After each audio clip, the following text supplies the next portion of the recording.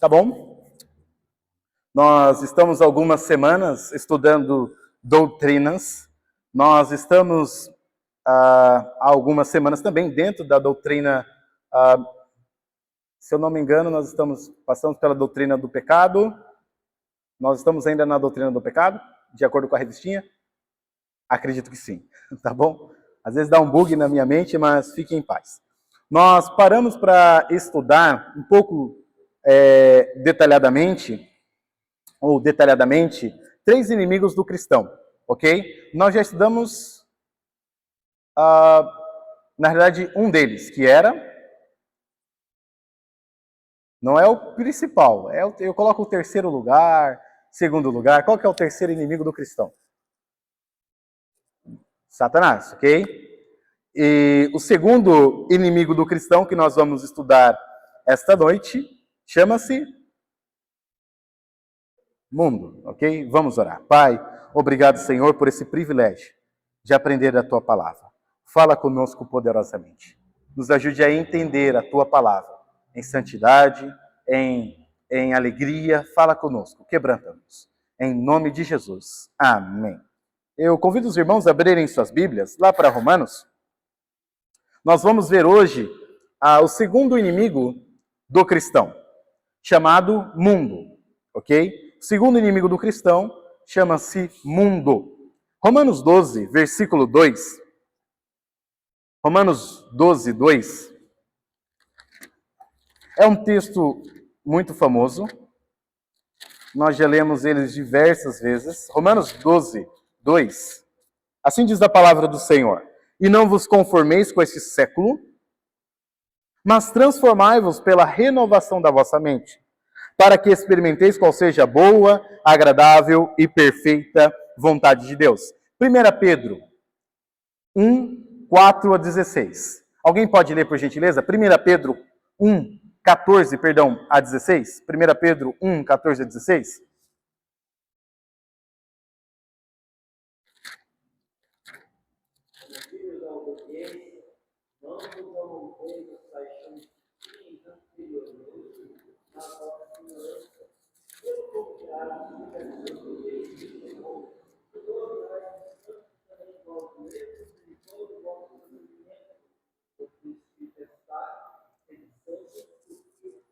Ok, então nós estamos vendo alguns versículos aqui que fala sobre o nosso papel dentro do mundo.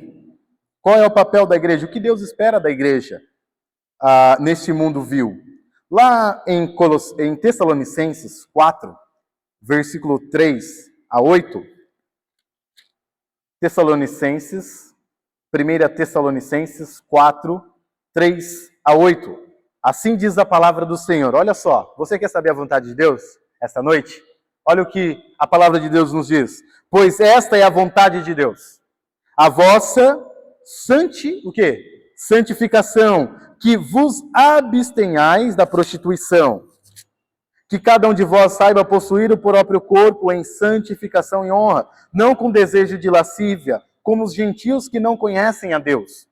E que nesta matéria ninguém ofenda nem defraude a seu irmão, porque o Senhor contra todas essas coisas, como antes vos afirmamos, ou avisamos e testificamos, claramente é o vingador. Porque Deus não nos chamou para a impureza, e sim para santificação. Dessarte quem rejeita estas coisas, não rejeita o homem, sim a Deus, que também vos dá o seu Espírito. Ou seja, quando um líder fala sobre a necessidade de santificação e o povo faz pouco caso do que está sendo pregado, você não está rejeitando homens. Você não está rejeitando a vontade de homens. Você está rejeitando o quê? A vontade de Deus. Olha só que interessante, quão severo é essas ordens do nosso Senhor. Quão pesado e, na realidade, quão prazeroso é viver para Deus. Mas quão sério nós devemos levar a isso. Porque quando se fala sobre santidade, parece um tema tão estranho, né? É coisa de outro mundo. Mas essa é a vontade de Deus para o seu povo, para a sua igreja. Amados irmãos, nessa aula nós vamos ver o que é o mundo e quais são as características do mundo. Algumas semanas atrás, nós fizemos algumas perguntas. O que é o mundo? O que é o mundo para você? O que você acha que é o mundo? Cadê o foninho, mãe? Vai para alguém falar. Foninho não, microfone. O que é o mundo? Dona Maria. O que é o mundo? Quiser passar para ela lá, mãe? O que é o mundo para a senhora?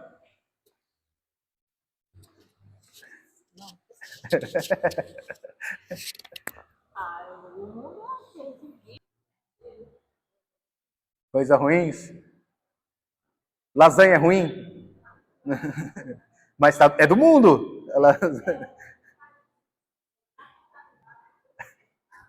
Eu sei, eu estou fazendo uma brincadeira com a senhora, tá bom? Mas ela não rejeitou o microfone, né? Coitada. Mas tudo bem. Eu sei, tudo bem. Pode ficar em paz, minha irmã. Mas vou dar algumas definições sobre a palavra mundo segundo as Escrituras, tá bom? Vou falar do sentido positivo da palavra mundo. Por exemplo, a palavra mundo, em alguns contextos, pode significar universo. Ok? Universo criado. Pode significar superfície da Terra. Ok? Pode significar adornos. Você já usou cosmético? Só levanta a mão as mulheres, tá bom? Tô brincando. Já usou cosmético? Já, né? Ok? A palavra cosmético vem da palavra mundo, cosmos. Ok? Qual que é a ideia do cosmos? Qual que é a ideia da palavra mundo, né? Ou cosmos? O que o cosmético faz? Na nossa cara, por exemplo. Coloca em ordem, ok? A ideia de cosmético é colocar o rosto em ordem, né? O meu tem que ser bastante cosmético. Tem que um milagre, né? Mas enfim, a palavra cosmo, né, ou mundo, em alguns contextos vai significar adornos, tá bom? Tem a ideia de ordem, tá bom? Agora, o sentido que nós estamos procurando nesta aula é o quarto sentido aqui da nossa definição. A palavra mundo, no sentido negativo, significa um sistema contrário a Deus. Ok? É um sistema contrário. É um conjunto de ideias, princípios, práticas que vão contra, que se opõem a Deus. Tá bom? Então, na nossa aula, nós vamos falar sobre esse sentido. O mundo como um sistema contrário a Deus. Tá bom? Conseguiram entender tranquilamente? Nós vamos falar nesse sentido hoje. Não vamos falar sobre cosmético, tá bom? Se é Avon, se é Natura, se é o Boticário, eu não sei, eu não uso essas coisas, tá bom? Né? Não vamos falar nesse sentido hoje, não quero fazer propaganda e nem revender. Mas nós vamos falar hoje no sentido negativo, tá bom? Da palavra mundo. Um sistema, um conjunto de ideias, princípios, valores, práticas, ações que vão contra Deus, tá bom? Então, fica comigo aí, não dorme não, tá bom? Para nós aprendermos sobre esse tema muito importante. Eu quero falar sobre algumas características desse sistema mundano. A primeira característica do mundo, desse sistema, desse conjunto de ideias views, a sociedade, o mundo, ele rejeita os padrões de Deus. A primeira característica do mundo é que o mundo é uma sociedade, um conjunto de ideias que rejeita os padrões de Deus. Olha comigo lá em 1 Coríntios 2, 14, parte A do versículo. 1 Coríntios 2, 14a. É bem interessante esse texto, nós já lemos também várias e várias vezes. 1 Coríntios 2, 14. Ora, o homem natural, o homem sem Deus, o homem sem Cristo como seu Salvador, não aceita as coisas do Espírito de Deus. Por quê? Porque eles são loucura e não pode entendê-las porque elas se discernem espiritualmente. A sociedade, desde que ela se desviou, desde que ela caiu lá no Éden, ela rejeita os padrões de Deus. Ela não aceita, uma vez que ela está morta espiritualmente, tá bom? Então, quando você fala alguns princípios morais da palavra de Deus, dependendo do princípio moral, ela aceita. Por exemplo, amar o seu próximo. Ela vai aceitar até certo ponto essa ideia, ok? Se você fala, ama seu pai, sua mãe, ok? Agora, ama aquela pessoa que te dá dor de cabeça. Ou seu pai fez isso, sua mãe fez aquilo. Não, pastor, não dá, ok? Então, por que eu e você conseguimos nos submeter à palavra de Deus? porque o Espírito Santo habita em nós e ele nos mostra que devemos obedecer aquilo, tá bom? A primeira característica do mundo é que o mundo é uma sociedade que rejeita os padrões de Deus. A segunda característica do mundo, aqui, do sistema mundano, é que ele é uma sociedade que torna a prática do pecado algo normal. O mundo torna o pecado algo normal. Vamos lá para Romanos? Romanos, uma das características do mundo, desse sistema contrário a Deus, que se opõe a Deus, é que ele torna a prática do pecado algo normal. Nós temos visto isso hoje em dia? O pecado é normal hoje em dia? Sim ou não? Para o mundo é. Espero que aqui não seja. Né? Obrigado, pastor. Mas para a sociedade mundana, ou para o mundo, para esse sistema contrário a Deus, eles têm, desde o início, tornado a prática do pecado algo normal. Romanos 1, 23. E mudaram a glória do Deus incorruptível em semelhança da imagem de homem corruptível, como aves e quadrúpedes. Eu acho que eu estou lendo a referência errada. Eu acho que é versículo 32. Ok, versículo 32, desculpa, eu só inverti aqui os números. Ora, conhecendo eles a sentença de Deus, de que são passíveis de morte os que tais coisas praticam, e você vê toda a lista que Romanos dá lá, de que são passíveis de morte os que tais coisas praticam, não somente as fazem, mas também aprovam os que assim procedem. Às vezes nós achamos que pecado é só fazer, né, e pensar, mas tem aqui também, né, a ideia de apoiar. Eu apoio essa ideia, né? E aí também a gente tem que ter discernimento, né, sobre algumas coisas aí fora, tá bom? Mas temos alguns exemplos no Antigo Testamento de sociedades que foram guiadas por práticas pecaminosas. Os habitantes de Noé, por exemplo, Gênesis 6, 5 e 13. Os habitantes da época de Noé, nos dias de Noé. Viu o Senhor que a maldade do homem, e isso lá em Gênesis, tá bom? Se havia multiplicado na terra e que era continuamente mal todo o desígnio do seu coração. Versículo 13. Então se arrependeu o Senhor. Versículo 13, desculpa.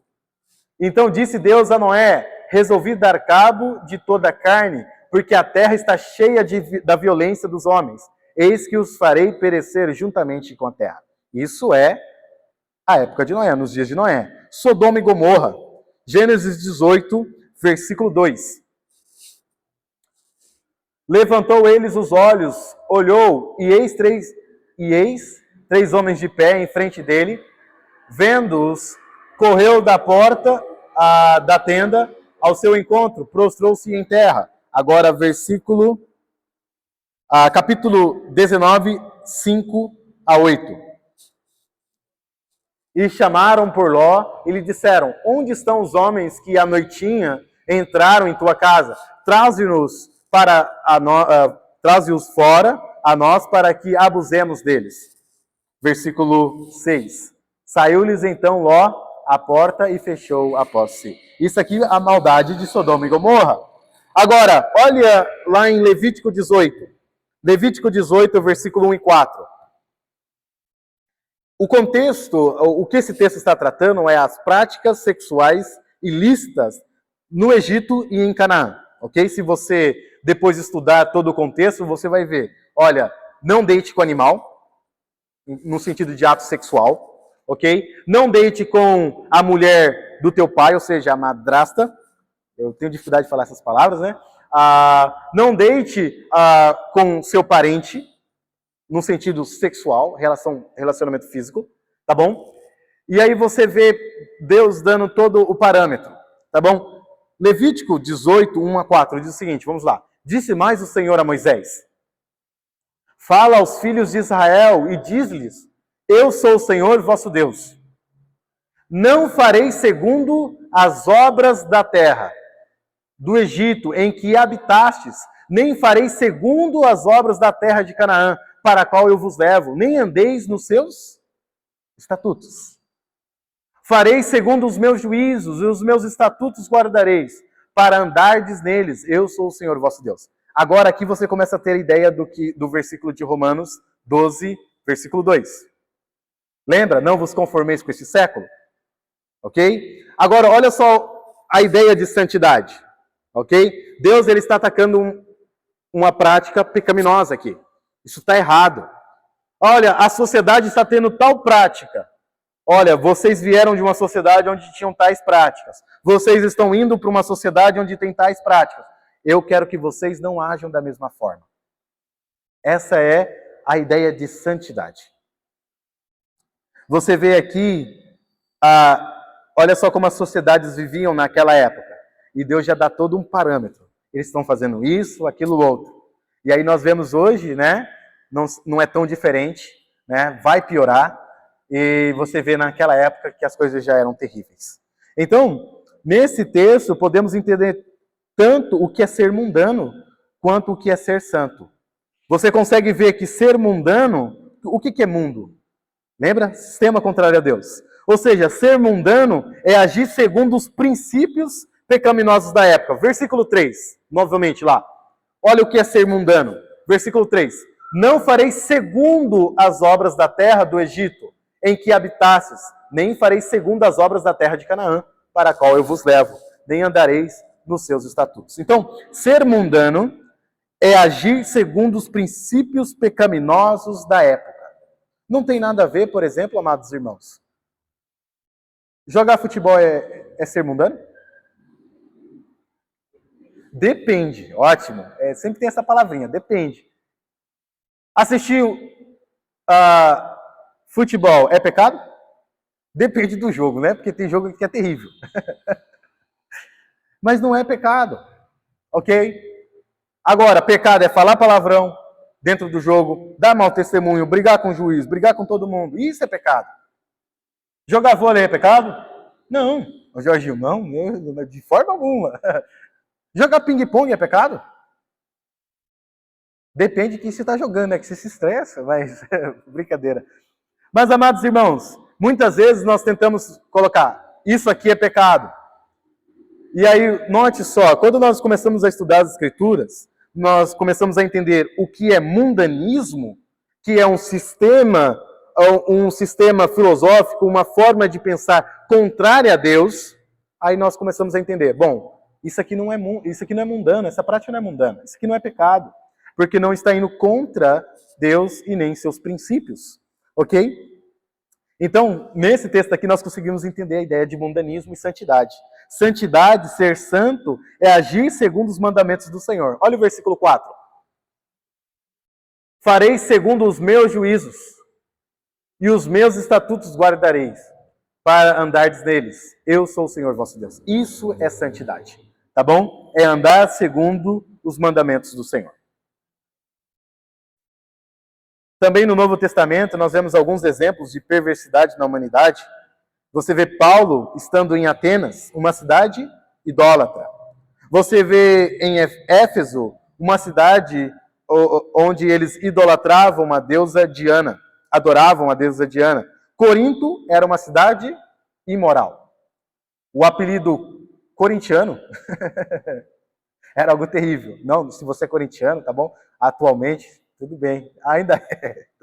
Alguns palmeirenses estão falando lá embaixo que ainda é, tá bom? Mas a palavra corintiano, na época, lá, ainda hoje também, mas na época, tinha a ideia de moralidade, tá bom? Ser chamado aí de corintiano. É alguma coisa assim, né? Eu acho que se você ser... Mas enfim, deixa pra lá.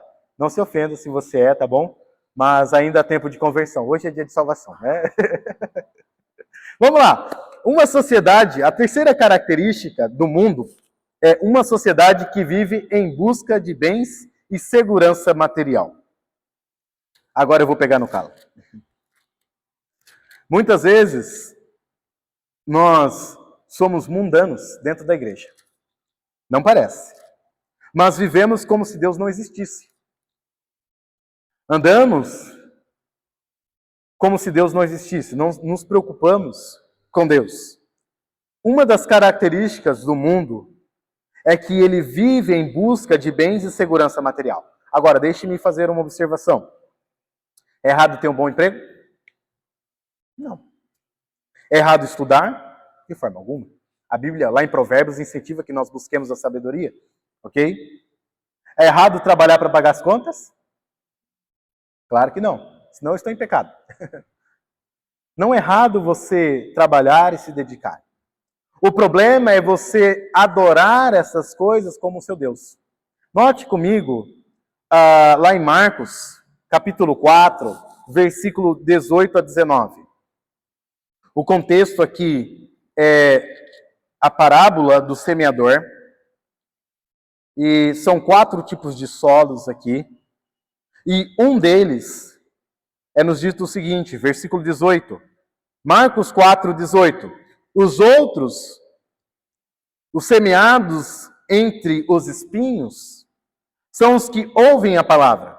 Aqui é incrédulo, tá bom? Mas os cuidados do mundo, as preocupações do mundo, a fascinação da riqueza e as demais ambições concorrendo, sufocam a palavra, ficando ela infrutífera. Amados irmãos, uma das características do mundo é que eles são dominados, o mundo é dominado pelas preocupações. Eu não estou dizendo que a sua luta é algo inútil, né? Às vezes você está preocupado tem um problema de saúde, tem uma dívida para pagar, todos nós temos problemas. Uma característica gritante do mundo é que ele se dobra diante dessas coisas. A vida deles é em prol disso. Note comigo Mateus 6, 19 a 21 e versículo 24. Mateus 6, 19 a 21. Não acumuleis para vós outros tesouros sobre a terra, onde a traça e a ferrugem corroem, e onde os ladrões escavam e roubam. Mas ajuntai para vós outros tesouros no céu, onde a traça nem ferrugem corrói, e onde ladrões não escavam, nem roubam. Porque onde está o teu tesouro, aí estará também o teu coração. Versículo 24. Ninguém pode servir a 2 senhores, porque ou há de aborrecer-se de um e amar o outro, ou se devotará a um e desprezará o outro. Não podeis servir a Deus e às riquezas. Eu não estou dizendo que você não pode trabalhar, não possa ganhar o seu pão de cada dia. A Bíblia ensina e defende o trabalho. A Bíblia condena a preguiça. Vai ter com a formiga, ó preguiçoso. A Bíblia fala que nós devemos fazer a nossa parte. O problema é quando nós somos dominados pela ansiedade. Porque no capítulo 6, olha só a característica do mundo. Versículo 31. Na realidade, vamos pegar o versículo 26. Observai as aves do céu. Do capítulo 6 aí, meus irmãos. Observai as aves do céu. Não semeiam, não colhem, nem ajuntam em celeiros. Contudo, o vosso Pai Celeste a sustenta. Porventura não valei vós muito mais do que as aves? Qual de vós, por ansioso que esteja, preocupado que esteja, pode acrescentar um côvado ao curso da sua vida? A ansiedade, ela não acrescenta nada. Ela só tira, rouba a sua paz. A paz que você poderia ter agora é minada por causa da ansiedade. E por que andais ansiosos quanto ao vestuário? Considerai como crescem os lírios do campo. Eles não trabalham, nem fiam. Eu, contudo, vos afirmo que nem Salomão em toda a sua glória se vestiu como qualquer deles. Ora, se Deus veste assim a erva do campo, que hoje existe e amanhã é lançada no forno, quanto mais a vós outros, homens de pequena fé. Portanto, não vos inquieteis dizendo, e a ansiedade ela começa com a pergunta: que comeremos? Que beberemos?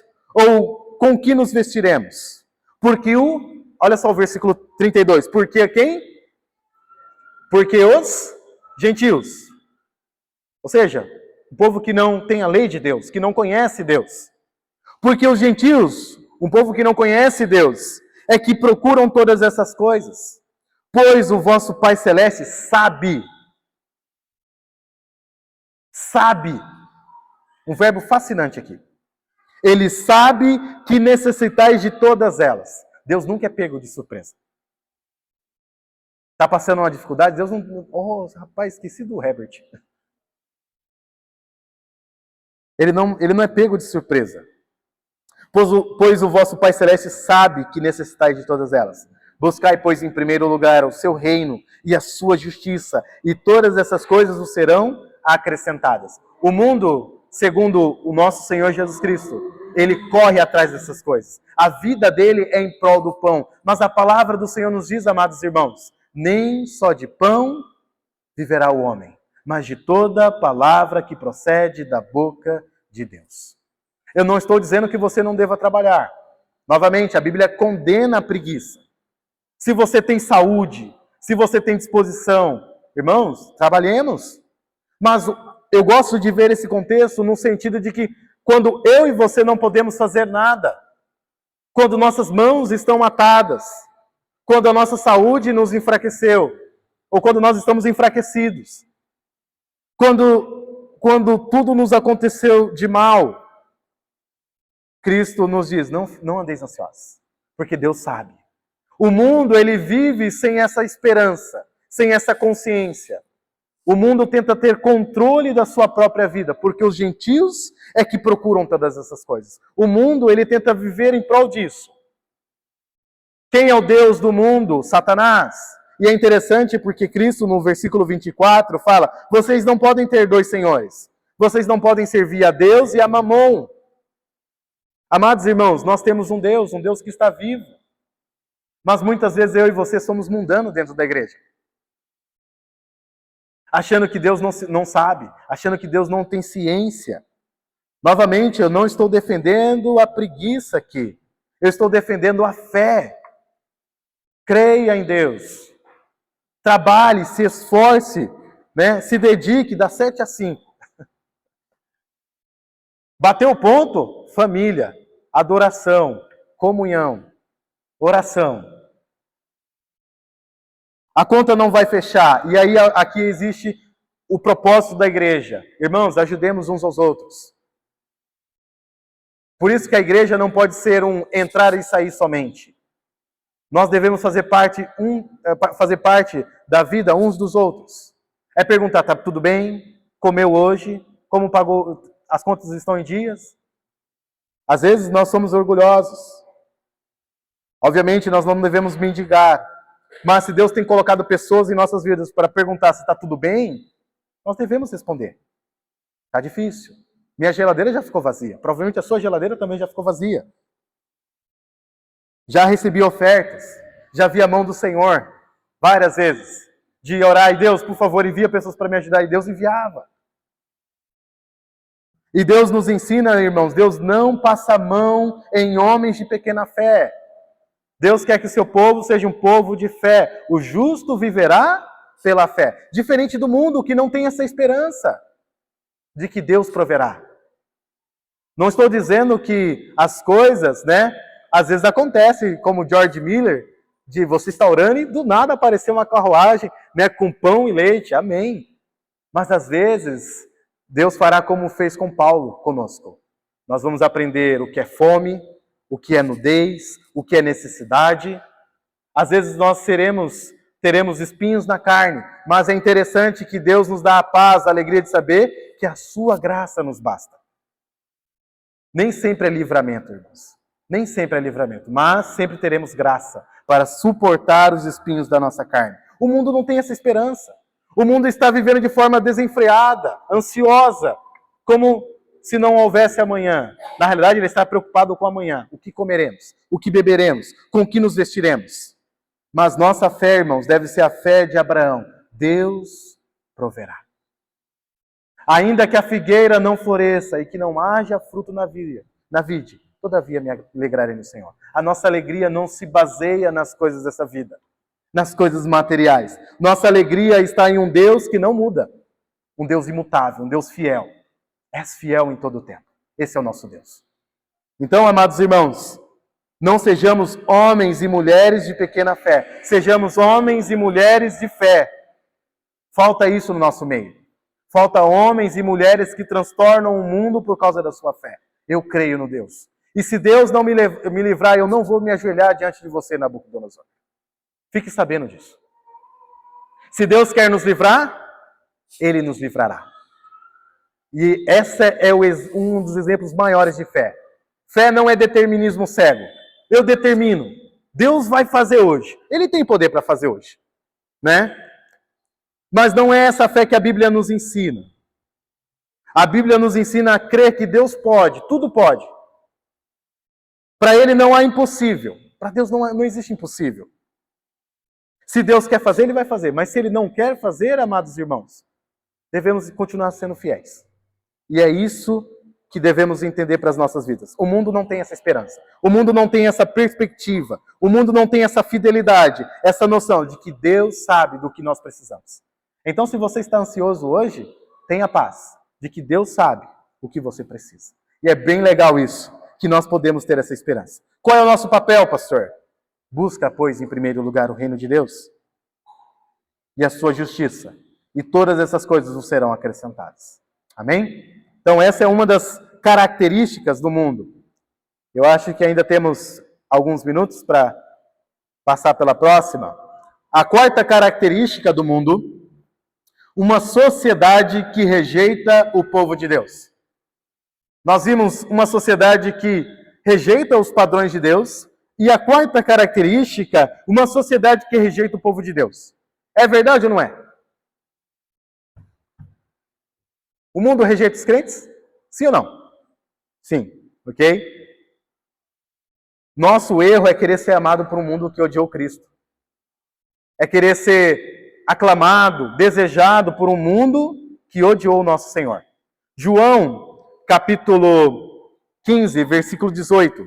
João 15, 18. João 15, 18. João 15, 18. Se o mundo vos odeia, sabei que primeiro do que a vós outros me odiou a mim.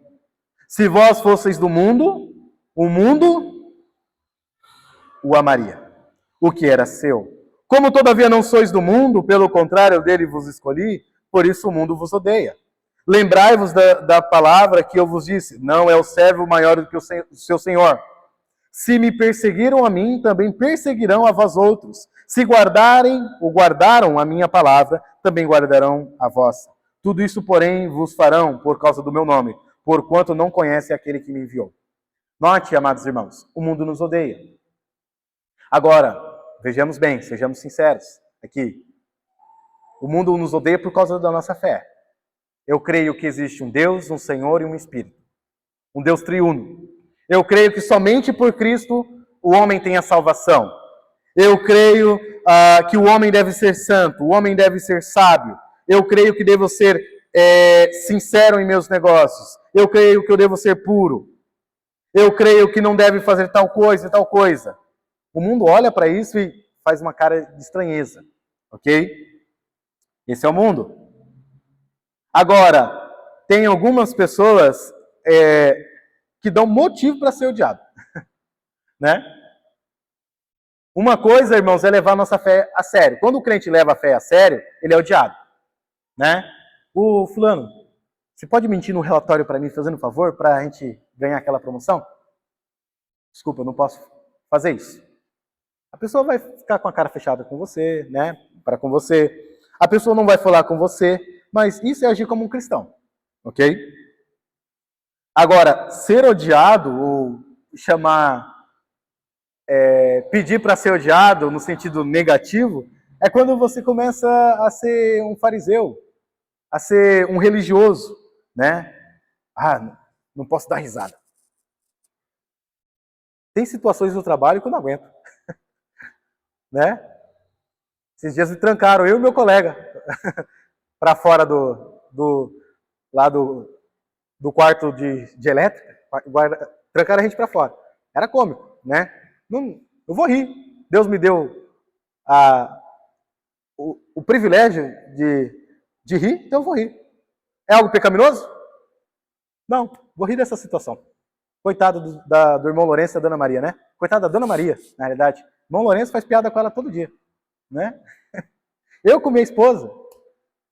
Agora é engraçado quando algumas pessoas elas não compreendem isso. Chega lá no mundo, né? Ou tá lá no seu trabalho. Deixa eu fazer cara de defunto. Não precisa. Seja alegre, seja feliz. Agora, se fizerem uma piada indecente, fecha a cara. Desculpa, não gosto desse brincadeirão. Então, tem crentes que eles não têm esse discernimento. Eu estou lá, não é pecado? Tá bom. Ô, amigo, vamos comer um churrasco lá em casa, né? Não é o caso do Wesley e da Letícia, né? Que são vegetarianos. Mas se chamam você para comer um churrasco, vai lá. É uma oportunidade de pregar o evangelho, né? Não, eu não vou não, porque tem incrédulos. Cristo ia até incrédulos, meus irmãos. Entende? Tem pessoas que não têm esse discernimento. E aí começam a ser tidos como, de fato, chatos. Isso é um crente chato. Ok? Agora, vou falar no sentido que eu e você devemos ser chatos, né? Devemos ser fiéis ao que a palavra diz. É isso que eu vou viver. Então a sociedade, ela rejeita, ela persegue o povo de Deus. Agora, eu faço a pergunta para cada um de nós. Por que eu e você temos buscado a aceitação de um mundo que odiou o nosso Senhor e nos odeia? Às vezes eu e você queremos aceitação. Como ser luz no mundo que nos odeia? Se você notar, Mateus capítulo 5, é bem legal. Mateus capítulo 5, nós vamos falar o panorama, dar um panorama aqui do mundo, rapidinho para cada um de nós. Vamos finalizar, já estamos perto do final. Mateus capítulo 5, diz o seguinte no versículo 9. Mateus 5, 9. Bem-aventurados os pacificadores, porque serão chamados filhos de Deus. Bem-aventurados perseguidos por causa da justiça, por causa do padrão de Deus. Você deve ser perseguido pelo quê? Pelo padrão de Deus. Não é por uma ideia que você inventou. Você é perseguido porque você está seguindo fielmente o padrão de Deus. Porque deles é o reino dos céus. Bem-aventurados sois quando, por minha causa, vos injuriarem e vos perseguirem, e mentindo, disserem todo mal contra vós. Agora eu faço a pergunta aqui. Você está seguindo Deus fielmente? O que vai acontecer com você? Perseguição. Alguns entendem errado. Nossa, comecei a ser um crente dedicado. O que você espera na sua vida? Provas. Prova no trabalho, prova em casa, prova na escola. Muitos não entendem isso. Mas eu sou perseguido pelo quê? Porque eu estou seguindo a justiça de Deus. Não porque eu criei uma ideia de justiça. Eu estou sendo perseguido porque, sei lá, né? Eu não estou comendo biscoito no café da manhã, né? Se você come, tudo bem, né? Eu como também. Então você começa a criar ideias erradas, né? Achando que é santo, mas não, Deus já deixou o padrão lá. Agora, quando eu e você sabemos da perseguição, o que acontece naturalmente conosco? Você sabe que você vai ser perseguido. O que acontece com você, no seu coração? Dá medo, não dá? Você fica com medo. Poxa vida, eu vou ser dedicado e eu vou passar por perseguição. E aí vem o versículo 12, 13, 14, 15, 16. Regozijai-vos e exultai. Nós devemos nos alegrar pela perseguição, porque é grande o vosso galardão nos céus. Pois assim perseguiram aos profetas que viveram antes de vós. Versículo 13. Lembra? Você está sendo fiel, você deve se alegrar, não deve se intimidar, e você deve continuar fazendo diferença onde você está. Vós sois o sal da terra. Versículo 14. Vós sois a luz do mundo. Versículo 16. Assim brilhe também a vossa luz diante dos homens, para que vejam as vossas boas obras e glorifiquem a vosso Pai que está nos céus. Ou seja, num ambiente de perseguição, o que Deus espera do seu povo? Diferença. Deus quer que sejamos diferentes. Luz e sal. Então, amados irmãos, o que Deus espera nesse mundo de perseguição do povo dele? Diferença. Que sejamos diferentes. Isso é bem legal. Isso é uma grande tarefa para o povo de Deus. Bom, nós tratamos sobre todas as características do mundo aqui. Agora, para finalizar, qual é o papel do crente e da igreja no mundo? Como nós vimos aqui, ser diferente. Deus nos chamou para sermos diferentes. Tiago nos diz para guardar-nos incontaminados do mundo. João vai nos dizer, 1 João, não amar o mundo. Olha só que interessante. Não amar o sistema do mundo, nem as suas coisas. Ok? Tiago nos dirá não ser amigo do mundo. Ok? Agora, lembra que nós estamos estudando sobre a ideia de mundanismo. Não ser amigo, não apoiar, não amar esse sistema contrário a Deus. É interessante também que nos é dito que Deus espera que eu e você preguemos o Evangelho. Ok? Espero que nesta aula você tenha entendido o que é o mundo. Eu espero que nessa aula você tenha entendido o que é ser mundano ou mundanismo. E eu espero que você tenha entendido o que é ser santo. Ser santo não é você criar uma ideia de santidade, né? Vou criar esse padrão. Não, ser santo é você seguir o que a palavra de Deus diz. Está lá o padrão, meus irmãos. Você não precisa inventar nada. Ser santo é você levar a sério a palavra de Deus. Ser mundano é agir segundo os princípios desse mundo. Ok? E o mundo é um sistema contrário a Deus. Amém? Alguma pergunta? Nenhuma questão? Posso dar prova? O irmão Lourenço apoiou, hein? Pode dar prova. Tá bom, meus irmãos. Então, nós terminamos um pouquinho mais cedo a nossa aula. Então, dá tempo de você tomar uma água, esperar aí o encerramento, tá bom? Vamos agradecer ao nosso Deus. Obrigado, Pai, por esta aula. Obrigado por esse tempo. Louvado seja o teu nome por esses irmãos e irmãs. Que o Senhor abençoe este povo e nos ajude a ser santos neste mundo vil. Ajude-nos, ó Pai, a confiar no Senhor. Obrigado por esta aula, em nome de Jesus. Amém.